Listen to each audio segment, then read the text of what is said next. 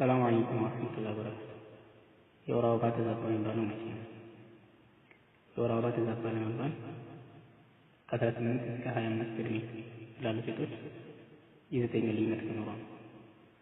ከ26 እስከ 40 ላሉ ደግሞ የ7 ቀን፣ ከ40 እስከ 45 ላሉ እንደዚሁ 9 ቀን ሲብራራ ከ18 እስከ 25 ዓመት ዕድሜ ውስጥ ላሉ ሴቶች የ9 ቀን ልዩነት ቢኖር ኖርማል ነው ማለት ነው። ለምሳሌ በ28ኛው ቀን ሴት በ22ኛ በ23ኛ ወይም ደግሞ 28 አልፎ 32 33 34ኛ ቀን ላይ ቢታይ ኖርማል ነው።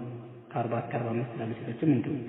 ከ26 እስከ 40 ዕድሜ ውስጥ ላሉ ሴቶች ደግሞ የ7 ቀን ልዩነት እንደ ኖርማል ይቆጠራል።